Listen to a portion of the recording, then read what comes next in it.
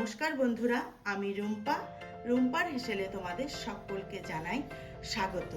আমি আজ আবার একটি রেসিপি নিয়ে তোমাদের সামনে হাজির হয়ে গিয়েছি। আজকে আমি যে রেসিপিটা তোমাদের মধ্যে শেয়ার করব সেটা হচ্ছে মূলো দিয়ে মাসকলাই ডাল বা কলাই ডাল।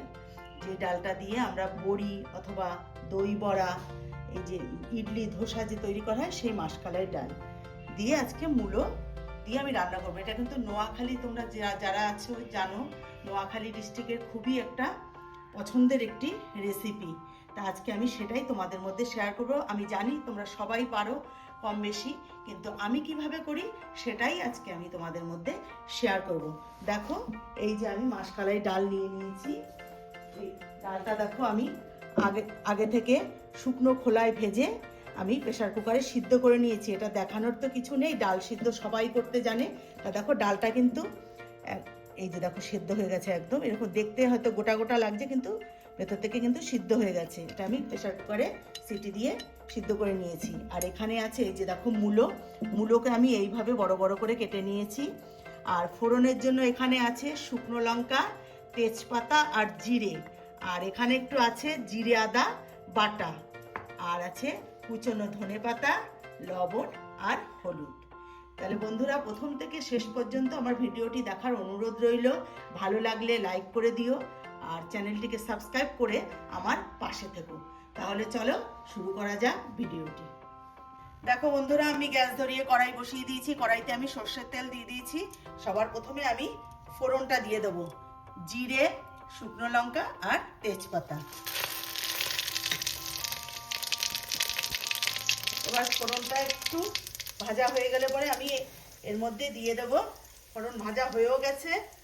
এবার আমি এর মধ্যে দিয়ে দেব একটু সামান্য হলুদ দিচ্ছি, না হলে গায়ে ছিটে আসবে তেল।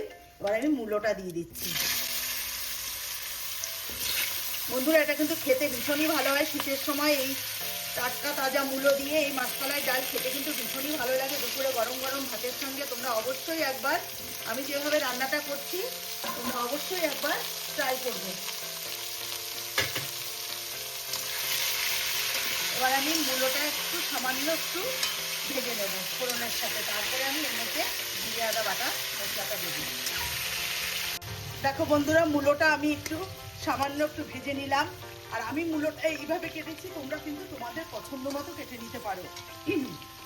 এবার আমি এর মধ্যে দিয়ে দিচ্ছি বেটে রাখা জিরে আর আদা। এর মধ্যে আমি পাকা কাঁচা লঙ্কা দুটো দিয়ে পিষে নিয়েছি।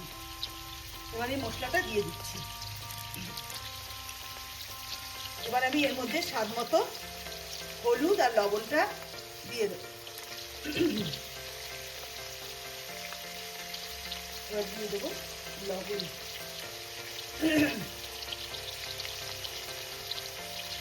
এবার আমি মূলোর সঙ্গে মশলাটাকে ভালো করে কষিয়ে নেব। দেখো বন্ধুরা, মূলোর সাথে মশলাটা কিন্তু ভালো করে কষানো আমার হয়ে গেছে। এবার আমি এর মধ্যে দিয়ে দেবো সিদ্ধ করে রাখা মাসকলাই ডালটা।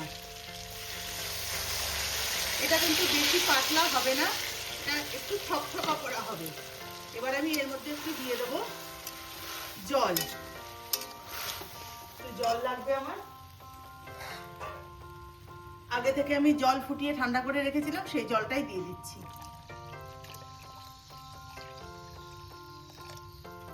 ব্যাস, আর এর থেকে বেশি আমি জল দেব না। এই ডালটা যখন ফুটে উঠবে তখন ডালটা কিন্তু একদম গলে যাবে। এবার আমি ঢাকনা দিয়ে ঢেকে এটা আমি ফুটতে দেব। এটা কিন্তু দুপুরে গরম ভাতের সঙ্গে কিন্তু ভীষণই ভালো লাগে এই শীতের সময়। যারা মূলো খেতে পছন্দ করে না তারাও কিন্তু এইভাবে যদি রান্না করে দাও তারাও কিন্তু খেয়ে নেবে চেটে পুটে। ভীষণই সুস্বাদু হয় খেতে। ঢাকনা দিয়ে ঢেকে 20 মিনিটের মতন সিদ্ধ হতে দেবো।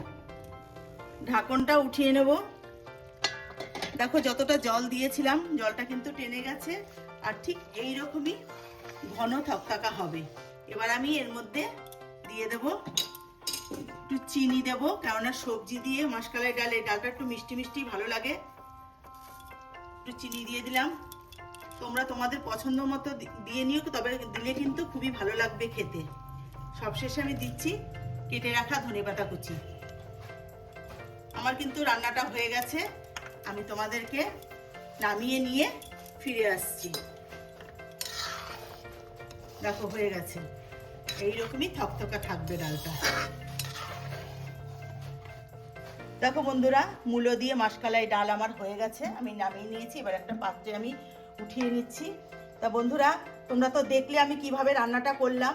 তোমাদের কাছে অনুরোধ রইল, তোমরা আমি যেভাবে রান্নাটা করেছি ঠিক বাড়িতে এইভাবেই রান্নাটা করে খেয়ে দেখো, খুবই ভালো লাগবে। আমাকে কমেন্টস করে জানিও তোমাদের কেমন লাগলো, আর লাইক করে দিও। আর আমার চ্যানেলের নতুন বন্ধু হয়ে থাকলে চ্যানেলটিকে সাবস্ক্রাইব করে নেওয়ার অনুরোধ রইল। যারা ফেসবুক থেকে দেখছো, ফেসবুকের পেজটিকে তোমরা অবশ্যই ফলো করে নিও। তাহলে বন্ধুরা, আজকের মতন ভিডিওটি এখানেই শেষ করছি। ভালো থেকো, সুস্থ থেকো, নমস্কার।